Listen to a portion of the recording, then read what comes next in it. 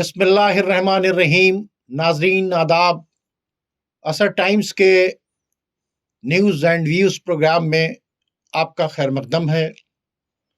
नाजरीन, कल से लाइव फायर प्रैक्टिस होने जा रही है स्टेट ऑफ हॉर्मुज़ में, ईरान की, रशिया की और चाइना की, जिससे अमेरिका बहुत ज़्यादा घबराया है और बार बार ये कह रहा है कि इसका इफेक्ट हमारे तरफ ना आए। जिस तरह से आपकी बोट और आपके ड्रोन जो हैं वो हमारे तरफ आ रहे हैं और हमारे लिए खतरा होगा, तो ये ठीक नहीं होगा। तो कल का दिन बहुत ही खतरनाक दिन है कि अमेरिका की वार्निंग के बावजूद चाइना, रशिया और ईरान स्टेट ऑफ हॉर्मुज़ के करीब प्रैक्टिस करने जा रहे हैं। ऑफर हिंदुस्तान को भी दिया गया था, ये ब्रिक्स की एक प्रैक्टिस थी, लेकिन हिंदुस्तान ने अपने आप को विड्रॉ कर लिया। दूसरी तरफ आप ये देखें कि जो मसालिहत की बातें बीच में की जा रही हैं टर्की की तरफ से, सऊदी की तरफ से, और उसके मुख्तलिफ तरीके के बयानात उस सिलसिले में आ रहे हैं, इस पर भी हम बात करेंगे। तीसरी हमारी बात ये होगी कि ये जो हालात अगर बिगड़ जाते हैं तो इसका दुनिया के ऊपर क्या असर पड़ेगा। तो आइए चलते हैं अपने मेहमान सैयद सुलेमान अहमद साहब की तरफ, जिनसे हम न्यूज़ एंड व्यूज़ के अपने इस प्रोग्राम में तबादला ख्याल करते हैं। नाज़रीन, ये क्वेश्चन आंसर का प्रोग्राम नहीं है, बल्कि एक दूसरे से डिस्कशन का प्रोग्राम है, और किसी भी पॉइंट पर वो हमारे बात को काट कर अपनी बात रख सकते हैं और हम उनकी बात को काट कर अपनी बात रख सकते हैं। डिस्कशन का प्रोग्राम है, ये ऐसा प्रोग्राम नहीं है कि हम सवाल करते हैं, ये जवाब देते हैं, ये सवाल करेंगे, हम जवाब देंगे ना। ये एक ऐसा सवाल है कि जिसमें जहाँ पर जो ज़रूरी समझेंगे हम भी इंटरफेरेंस कर सकते हैं, ये भी इंटरफेरेंस कर सकते हैं। हमारे इस शो को आप देखें, और सबसे पहले मैं इस्तकबाल करता हूँ जनाब सैयद सुलेमान अहमद साहब का। सैयद सुलेमान अहमद साहब जी, आपका बहुत बहुत खैर मकदम है। आदाब। सबसे पहले हम लोग बात करेंगे स्टेट ऑफ हॉर्मुज़ में। जी, स्टेट ऑफ हॉर्मुज़ पर आप देख रहे हैं कि तैयारी पूरी है। जी, स्टेट ऑफ हॉर्मुज़ वो है कि जहाँ से कम 100 जहाज वहाँ से रोजाना क्रॉस करते हैं, और मिडिल ईस्ट के लोगों का तकरीबन 60 से 70% तेल वहाँ से गुजरता है, और उसको पूरी तरीके से ईरान ने बंद करने का ऐलान कर दिया है। अमेरिका ने सीधे सीधे कहा है कि हम स्टेट ऑफ हॉर्मुज़ को बंद नहीं होने देंगे, और उसी स्टेट ऑफ हॉर्मुज़ के ऊपर लाइव जो है वो प्रैक्टिस होने वाली है। लाइव प्रैक्टिस के मतलब फायर भी होंगे, ड्रोन भी उड़ेंगे, मिसाइल्स भी चलेंगे, और पड़ोस में जो है वो अमेरिका का बेड़ा खड़ा हुआ है। अमेरिका ने वार्निंग भी दी है कि भाई आप लोग प्रैक्टिस करें, लेकिन जो है उसका इफेक्ट हमारे तरफ ना हो। दूसरी तरफ ईरान ने ऐलान कर दिया है कि हमारा इलाका है, हम अपने इलाके के अंदर प्रैक्टिस कर रहे हैं। इसको आप कैसे देखते हैं? देखिए, ऐसा है कि अमेरिका बार बार अपने इत्तेहादियों को ये यकीन दिलाता है, अपने इत्तेहादी जब हम कहते हैं तो उसमें अरब के इत्तेहादी है, कि वो ये यकीन दिलाता है कि स्टेट ऑफ हॉर्मुज़ जो है वो खुला रहेगा और ईरान को हम उसको बंद करने नहीं देंगे। उसकी वजह ये है कि कोई भी अरब मुल्क ये नहीं चाहता कि स्टेट ऑफ हॉर्मुज़ बंद हो जाए, इसलिए कि दुनिया का 33% ट्रेडेड ऑयल जो है वहीं से निकलता है। और ये सारे अरब कंट्रीज जो है, जैसे कतर है, ओमान है, कुवैत है, बहरीन है, यूएई है, और सऊदी अरब का बहुत बड़ा तेल जो है वो वहीं से निकलता है, स्ट्रेट ऑफ हॉर्मुज़ से निकलता है। तो अगर स्ट्रेट ऑफ हॉर्मुज़ बंद हो गया तो इनका ऑयल का फ्लो बंद हो जाएगा। अमेरिका ने इतना बड़ा बेड़ा इब्राहिम लिंकन इसीलिए ले आया कि इब्राहिम लिंकन उसके साथ 4 डिस्ट्रॉयर, 4 सबमरीन और सारी शिपें, फ्रिगेट वगैरह सब ले आया, ये यकीन दिलाने के लिए कि स्टेट ऑफ हॉर्मुज़ एक दिन के लिए भी बंद नहीं होगा, और बार बार वो कह रहा है। ये तमाम अपने एलाइज को अरब कंट्रीज को यकीन दिला रहा है। लेकिन ये है कि जब स्टेट ऑफ हॉर्मुज़ में ये घुस गई, क्या कहते हैं, यूएसएस इब्राहिम लिंकन, तो बार बार वो अपना ट्रांसपोंडर बंद कर रहे थे, और जब ईरानी गनबोट्स ने उसको घेरा तो वो भागी, तो वो खुद भागे। तो जो जिसके दम पे वो ये कह रहा था कि बंद नहीं होने दे के, वो खुद ही भागे छोड़ के।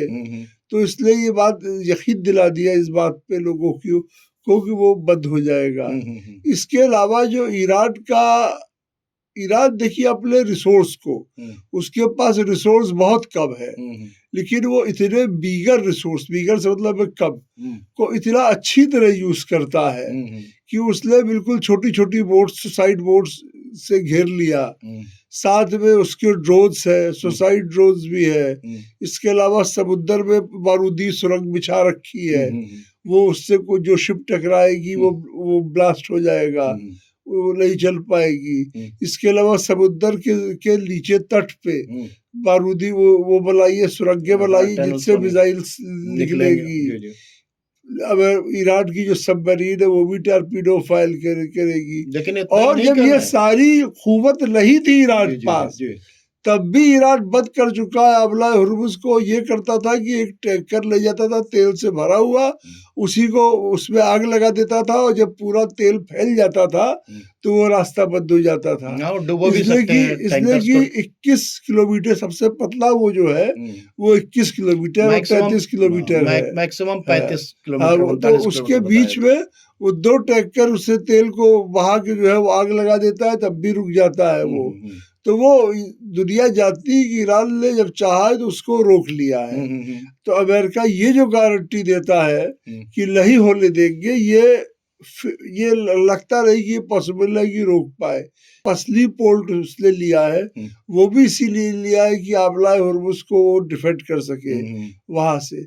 लेकिन ये है कि ईरान अपनी जो भी क़ुव्वतें हैं उनको इस्तेमाल करना बहुत अच्छी तरह जानता है, और इसलिए ईरान उसको रोक तो लेगा। देखिए, क्योंकि अगर जब खुद ही भाग रहा है इब्राहिम लिक्कत, तो क्या रोकेगा उसको। देखिए, एक बात बताएं कि 2 चीजें बार बार ट्रंप की तरफ से आ रही हैं।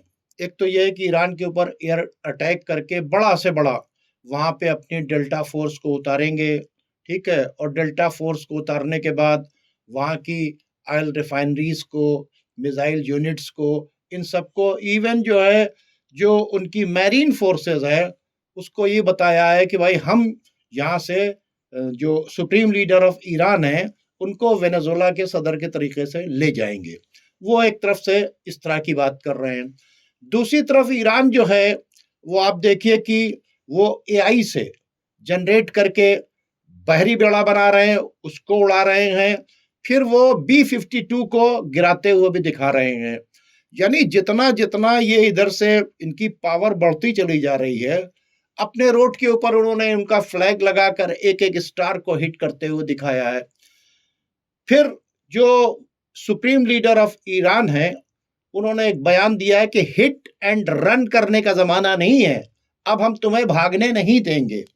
तो कुल मिला के ऑल आउट वार करने की बातचीत करना, तो ये तो वार की तरफ जा रहा है। और रशिया को और चाइना को भी इन्होंने मना किया कि आप इस वक्त प्रैक्टिस ना कीजिए, लेकिन न रशिया मान रहा है न चाइना मान रहा है। कल से प्रैक्टिस शुरू हो जाएगी, इसको आप कैसे देखते हैं? देखिए, ऐसा है कि ये अगले 20 से लेकर 30 घंटे बहुत इम्पोर्टेंट है, क्योंकि अभी रशिया और चाइना का जो लेवल वेसल्स है, शिप्स है नेवी की, वो आ ही रही है। वो अब 20 से 30 घंटे में आ जाएगी। तो उनके वहां पे आने के बाद अमेरिका को कोई बड़ा ऑपरेशन करने में दिक्कत होगी। तो ये समझा जाता है कि अमेरिका हो सकता है अगले 20-22 घंटे में, जब तक वो नहीं आ रही है तब तक कोई बड़ा ऑपरेशन कर दे। शायद ये जो आने वाली रात है ये, या प्रीएम्प्टिव कर दे, कोई कर दे, इसके आने से पहले कर दे, ये समझा जा रहा है। और दूसरी चीज है कि अमेरिका जो इतना लाया है, इतनी फ्लीट लाया है, वहां से पे वो 5th फ्लीट खड़ी है, बहरीन में खड़ी रहती है। USS इब्राहिम लिंकन है, कार्ल विल्सन है, जॉर्ज बुश है, और उसके ये USS हेनरी ट्रूमैन है, ये सब आ रहे हैं एक फ्लीट में। आप समझ लिए कि एक कैरियर है तो 2 या 4 डिस्ट्रॉयर रहते हैं, 3-4 सबमरीन रहती है। जी, जी। और कम से कम जो नेवी के फाइटर प्लेन्स, एरोप्लेन नेवी के हैं, वो एक में 70 से लेके 95 तक रहता है। तो आप ये समझ लीजिए कि सैकड़ों जहाज यहाँ पे वो लगा देगा, 500-600 जहाज यहाँ पे लगा देगा अमेरिका, नेवी के जहाज। जो उसके एयरफोर्स के जहाज है वहाँ पे क्या कहते हैं, ये जॉर्डन में और इजराइल में वो अलग है। तो अमेरिका ये बार बार लोगों को, अच्छा ये अमेरिका के साथ एक बात ये है, ये बहुत बड़ा सवाल है कि इतने दिन से आया अभी तक हमला किया क्यों नहीं। सही है। ये सामाइन इस बात के लिए परेशान होते हैं कि वो आते ही उसने हमला क्यों नहीं कर दिया। तो एक बात ये समझ ली कि जब भी फौजें आती है वो बहुत सारी चीज चाहती है। वो ये चाहता है अमेरिका की अरब के लोग, अरब के जो फौज, उसके जो दूसरे मुल्क है, ये लोग उसकी इराक के खिलाफ मदद करें। और बार बार कह रहा है कि सारे मेरे सारे एलाइज, मतलब एलाइज से मतलब है वो लोग जिनका पहले उससे मुआहदा था, जैसे सऊदी अरब है, खतर है, बहरीन है, और क्या कहते हैं यूएई है, कुवैत है, ओमान है, इन लोग, ये लोग मेरे साथ है, जॉर्डन है, जॉर्डन है। जबकि ज्यादातर अरब कंट्रीज ये कह रहे हैं कि हमारी जमीन, हमारी फिजा और हमारे पानी नहीं यूज होंगे। सऊदी अरब भी ये बात कह रहा है, यूएई ने भी अब कह दिया है, और इसके अलावा खतर भी कह रहा है। लेकिन इसके बरक्स जो रिपोर्ट आ रही है जी, एक रिपोर्ट ये भी आ रही है कि सऊदी अरब के जो डिफेंस मिनिस्टर गए वो पैट्रियट लेने के वहां से लिए गए। फिर एक ये भी रिपोर्ट आ रही है कि वो कह रहे हैं कि आप हमला कीजिए। देखिए ऐसा है कि एक एक्सॉरिस्ट वेबसाइट है जो कह रही है कि हमला कीजिए, और वो कह रहा है कि अमेरिका देर क्यों कर रहा है। देखिए क्या वेबसाइट कह रही है, कौन क्या कह रहा है, मैं इस पे नहीं जाता। मेरा एक सवाल ये है कि सऊदी अरब में और खतर में जो अमेरिका की मिलिट्री मशीन उतर रही है, जो कार्गो प्लेन्स आ रहे हैं, और जिसमें टैंक है और तमाम मिलिट्री का सामान है और फौजी भी है, ये क्यों आ रहे हैं भाई? चाइना ने तो इनके फोटोज और वीडियोस रिलीज कर दिए। देखिए ये जो कार्गो प्लेन्स आ रहे हैं मिलिट्री के, जब ये प्लेन आते हैं तो लोग जानते हैं कि इसमें मिलिट्री का सामान आता है, मिलिट्री का सामान आ रहा है, टैंकर आ रहा है, ये सब पास की बातें दिखाई पड़ रहा है। इतना क्यों आ रहा है? सही है।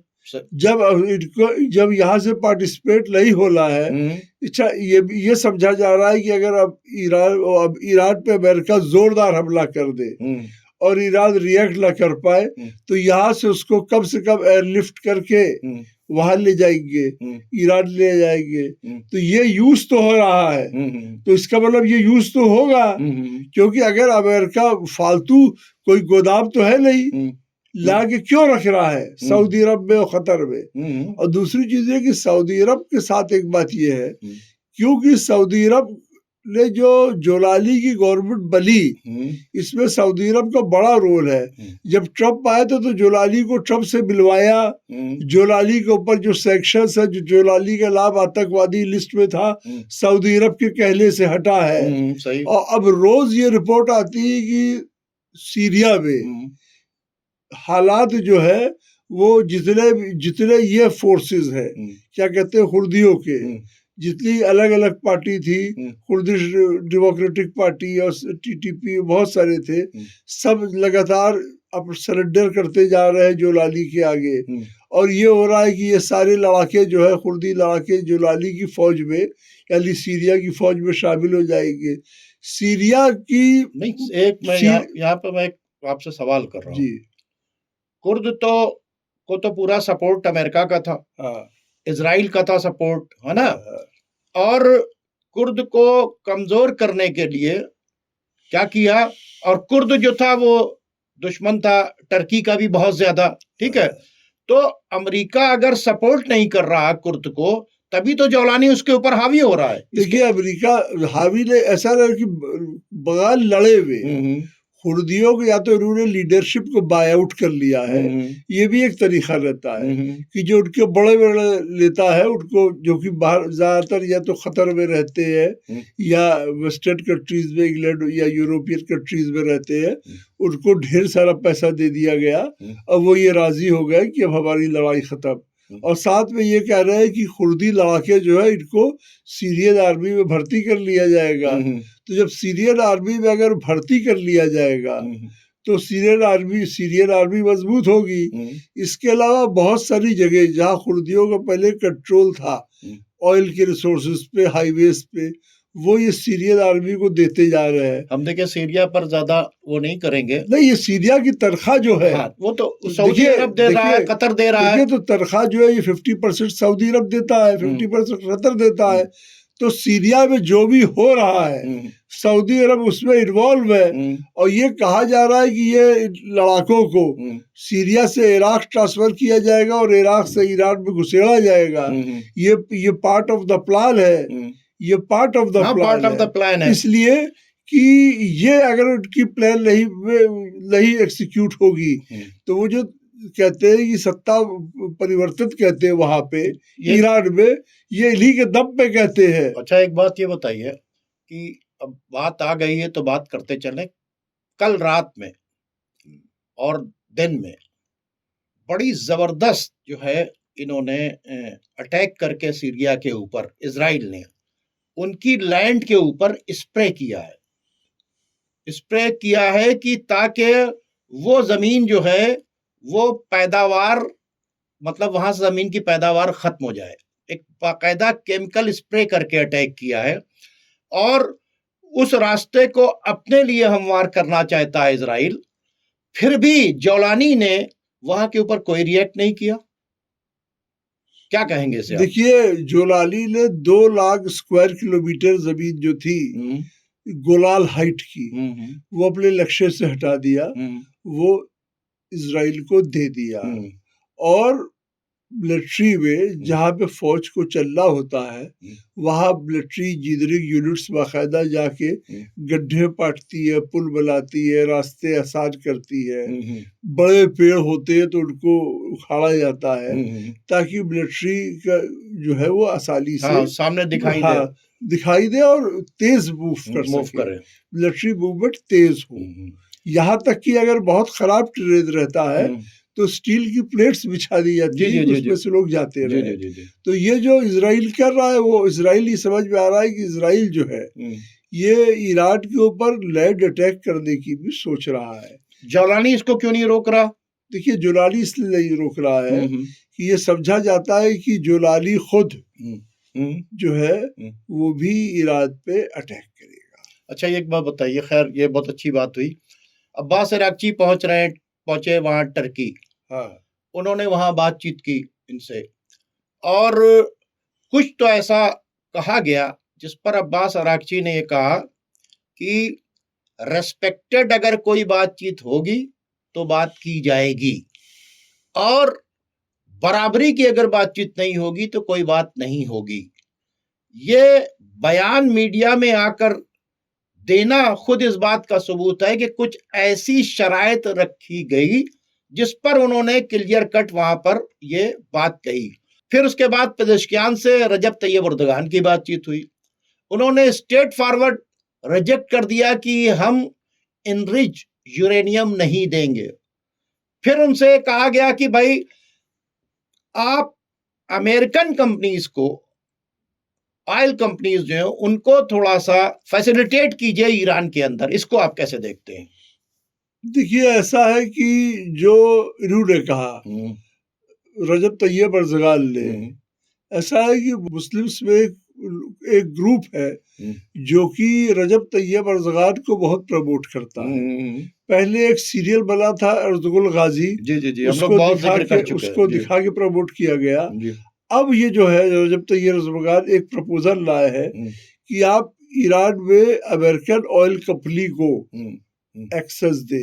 ये ईरान का साथ है ये? अच्छा, देखिए, जब एक्सेस देंगे, नहीं, मैं पूछ रहा हूँ ये ईरान का साथ है? वो ये कह रहा है कि इसके बदले में, मतलब मेरी आपकी अगर लड़ाई हो रही हो, ठीक है ना, कोई दूसरा आदमी आकर मुझसे ये कहे कि आप ये सामान जो है उनको दे दें, है? आप मेरे दोस्त भी, अगर मेरे दोस्त हैं तो आप मेरे साथ में खड़े हो। सामान क्यों दे दे? उसके पीछे का पूरा वो समझिए। वो ये कह रहा है कि अगर ये कर देते हैं तो जो रिजीम चेंज है वो नहीं करेंगे। रिजीम चेंज कर लेंगे वो नहीं करेंगे, ला मतलब करें, उनकी औकात है कि रिजीम चेंज कर लेंगे। दूसरी चीज ये कि जब अमेरिकन ऑयल कंपनीज आएगी तो अपना बहुत साजो सवाल लाएगी जीदरिक का।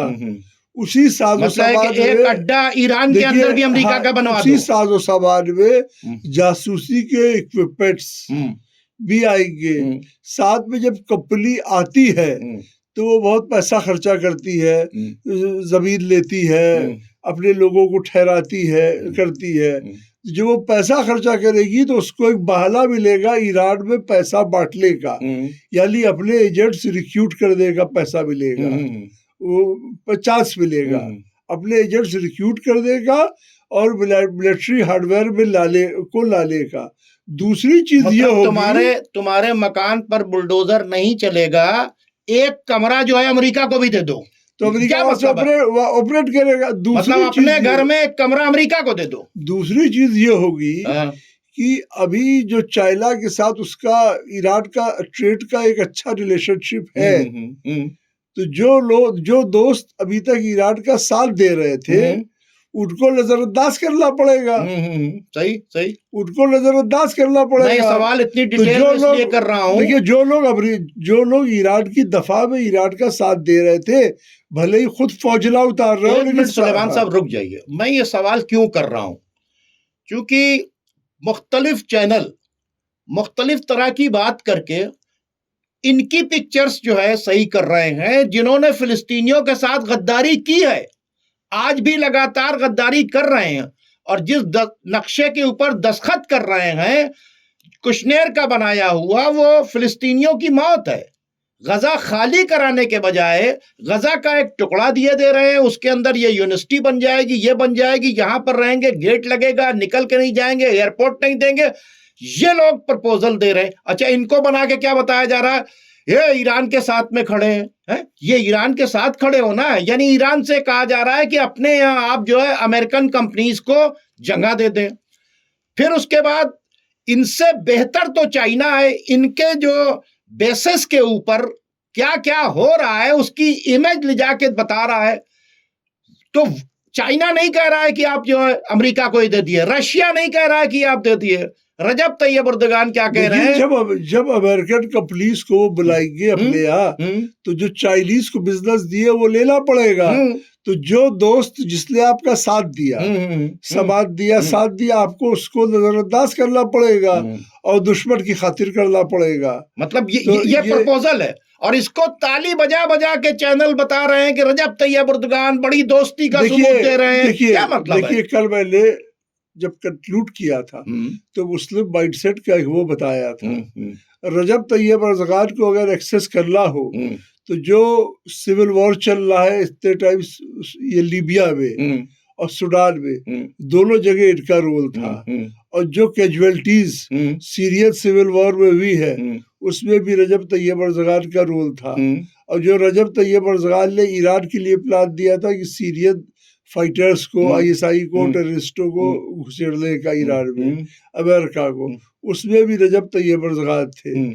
जहाँ जहाँ मुसलमानों में कहीं सिविल वॉर है वहाँ रजब तैयब एर्दोगान है। यहाँ तक कि अफगान सिविल वॉर में अब्दुल रशीद दोस्तम को सपोर्ट करने में भी इनका था। तो ये सिविल वॉर से उसकी वजह समझ लीजिए आप। जी।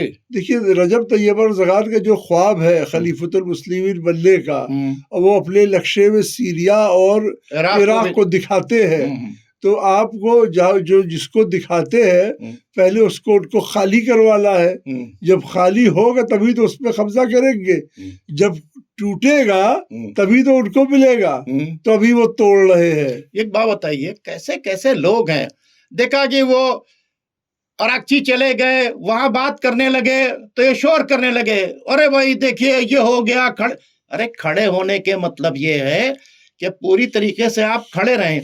इनसे लाख गुना बेहतर साउथ अफ्रीका है, जो इंटरनेशनल क्रिमिनल कोर्ट के उसने बेंजामिन नेतन्याहू के खिलाफ केस किया। इन लोगों से लाख गुना बेहतर वो है कि उसने अभी इजराइल की एम्बेसी को क्या बुला, कहा कि अपनी एम्बेसी यहां से ले जाओ। ये फिलिस्तीन के लिए नहीं खड़े हुए, अभी जो है पीस बोर्ड के अंदर शामिल हैं। प्रपोजल क्या लेके गए हैं कि आप जो है अमेरिकन कंपनीज को एक्सेस दे दीजिए, ठीक है, अपना जो इनरिच किया हुआ है यूरेनियम दे दीजिए। ये साथ है। देखिए वो नेटो के मेंबर है और वो आज भी नेटो के साथ है। और अगर वो जैसा कुछ लोग कह रहे हैं कि वो नेटो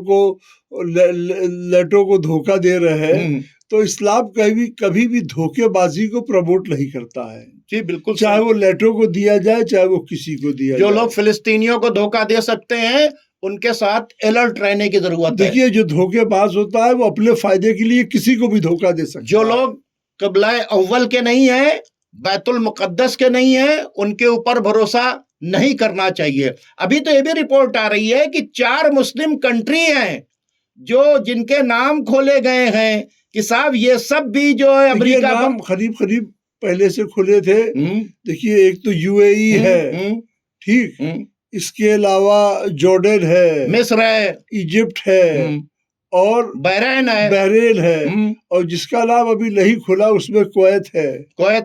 अच्छा, और एक नाम सस्पेक्ट में आ रहा है कि सऊदी अरब ने वहां पर जो बयान आया है कि उन्होंने कहा है कि आप जल्दी अटैक कर दें। देखिए हम कहा कि पे इसलिए नहीं जाते कि वो कह दे कि नहीं कहा, लेकिन जो अभी मिलिट्री हार्डवेयर लेके आए हैं ये किसको, उसमें पैट्रियट मिसाइल्स है, वो किसको डिफेंड करेगा। ये पैट्रियट मिसाइल अभी अगर इंस्टॉल हो गई तो ईरान हमला करेगा तो अमेरिकन जो ऑपरेटर्स रहेंगे वो ईरानी मिसाइल्स को काटेंगे, यानी वो इजराइल को डिफेंड करेंगे और अमेरिकन वॉरशिप को डिफेंड करेंगे। अरे अभी रिकॉर्ड है इजराइल की जंग के अंदर, रिकॉर्ड है कि 80% मिसाइल किसने रोके। अच्छा, और दूसरी चीज ये कि जो टैंक उतर रहे हैं वो क्या कर रहे उतर रहे। चाइना ने जो इमेज सबके एयरपोर्ट की, सबके बेसेस की दी है, सऊदी अरब के बेस की, कतर के बेस की, यूएई की बेस की, जॉर्डन के बेस की, क्या तैयारी कर रहे हैं। मिलिट्री हार्डवेयर उतर रहे हैं वो किस लिए उतर रहे हैं। ये खाली देखिए ऐसा है कि फिर एक कहावत है कि vulture is a patient bird.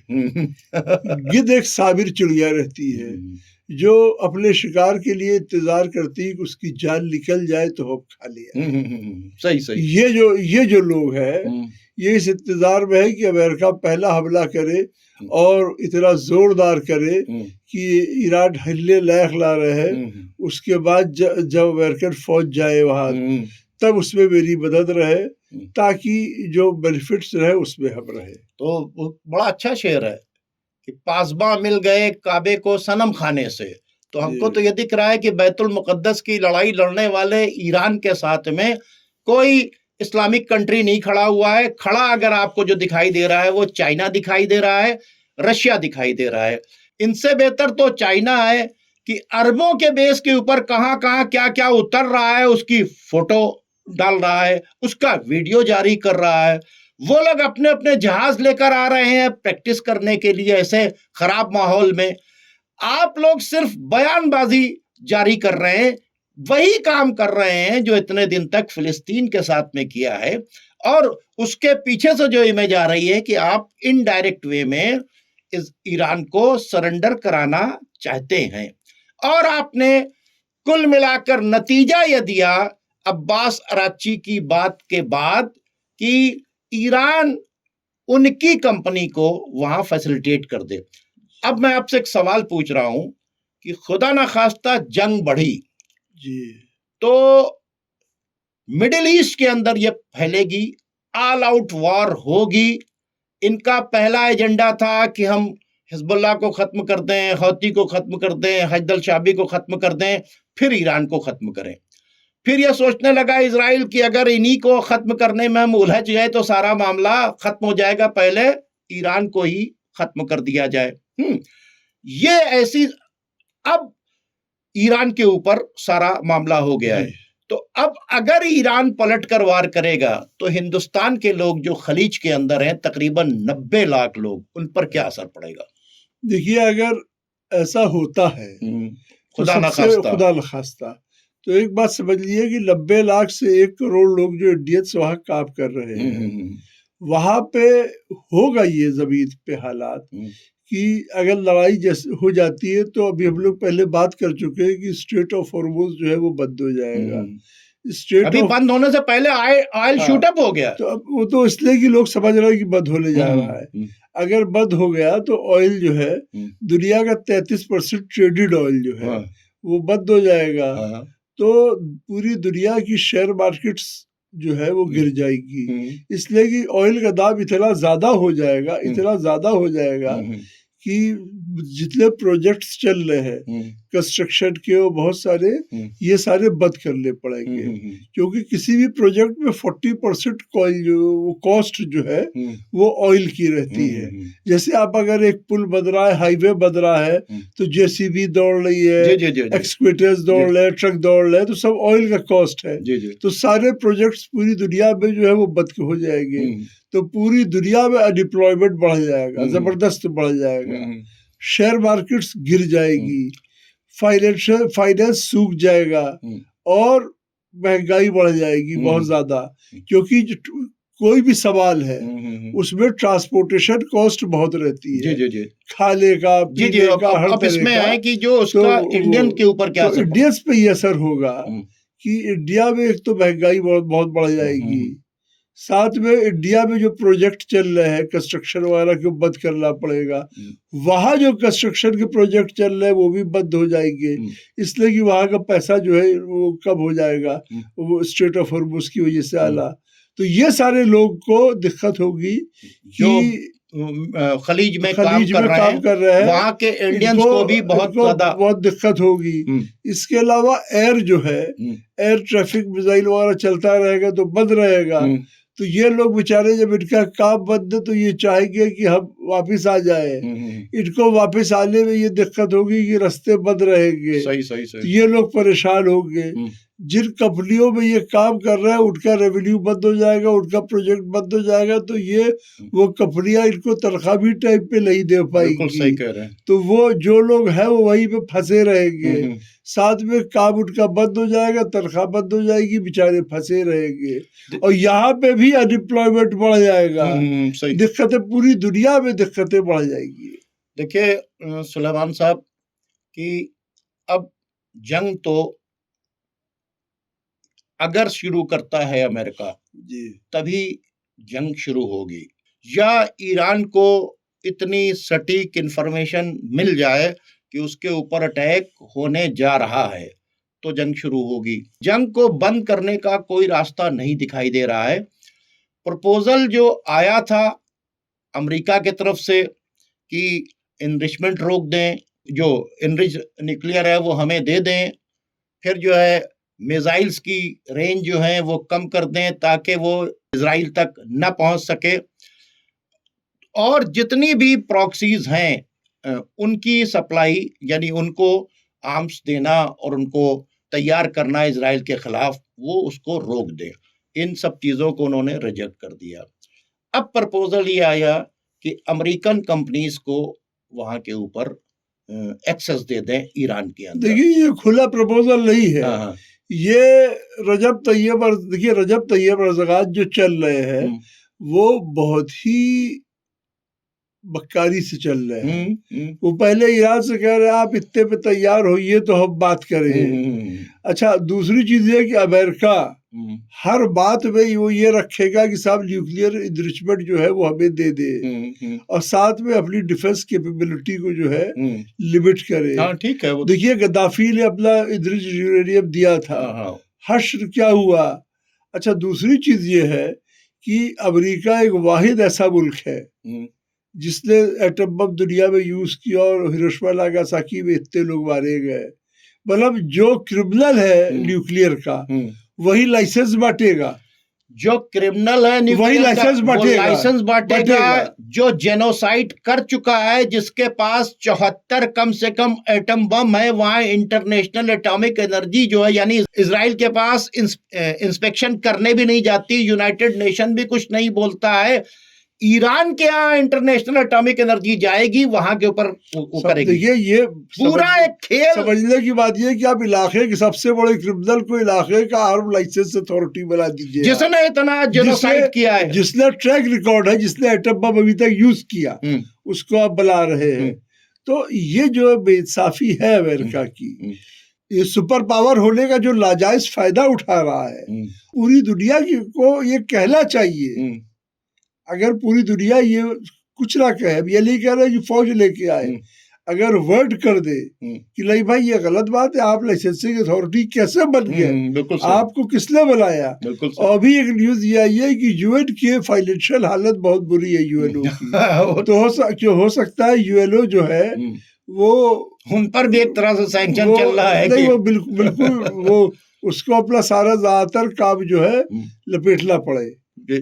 Suleman साहब, चूंकि वक्त खत्म हो गया है, तो इसलिए अब बातों को समेट कर अगर देखेंगे तो एक तरफ समंदर में हलचल है, कल से लाइव फायर प्रैक्टिस जो है होने वाली है, कल संडे का दिन है, और नतीजा ये निकला कि ईरान बार बार कह रहा है कि रिस्पेक्टेड तरीके से हम बात करने के लिए तैयार हैं, लेकिन रिस्पेक्टेड तरीके से अमेरिका बात करने के लिए नहीं तैयार है। ईरान ने ये बात इसलिए कही कि कल कोई दुनिया वाले ये न कहें कि अमेरिका बात करना चाहता था, उसने टर्की से कहलाया, उसने सऊदी अरब से कहलाया, लेकिन इन लोगों ने, खुद ईरान ने बात नहीं की। तो ईरान ने क्या कहा कि बात के दरवाजे खुले हैं, बैठ के बात करो, बराबरी की बात करो, तुम ये जो कंडीशंस रख रहे हो, तुम्हारी ये कोई कंडीशन हम कबूल नहीं करेंगे। तुम चाहते हो कि कोई न्यूक्लियर ना बनाए, तो फिर इजराइल का भी न्यूक्लियर खत्म कर दो। इजराइल को भी तुमने जो F-35 दे रखे हैं और लॉन्ग रेंज मिसाइल्स दे रखे हैं, और इजराइल जो पूरी तरीके से इजराइल जो है फिलिस्तीन पर कब्जा करता चला जा रहा है, जो चाह रहा है इस पर भी लगाम लगाओ। तो अगर बात करना है तो बराबरी से करो, हमारा सैंक्शन हटाओ, हमारे पैसे दो। तो तुम अगर दबाव की पॉलिटिक्स में चाहते हो, फिर तुम अगर चाहोगे कि हम इतना सब लेकर आ गए हैं तो थोड़ा सा हमको हमला कर लेने दो, हमारी इज्जत बच जाए, तो और हम हिट और रन करके चले जाएं, तो ये बातें ईरान ने पूरी तरीके से रिजेक्ट कर दी है। अब चूंकि ईरान अपनी पूरी ताकत के साथ खड़ा है, ईरान अपनी तरफ से नेगोशिएशन का कोई प्रपोजल नहीं दे रहा है, सारे प्रपोजल अमेरिका की तरफ से आ रहे हैं, और जो अमेरिका का प्रपोजल लेके आ रहे हैं उनकी हैसियत नहीं कि अमेरिका से कुछ मनवा सकें। अमेरिका से मनवाने के लिए आपको ताकतवर होना होगा, पावरफुल होना होगा।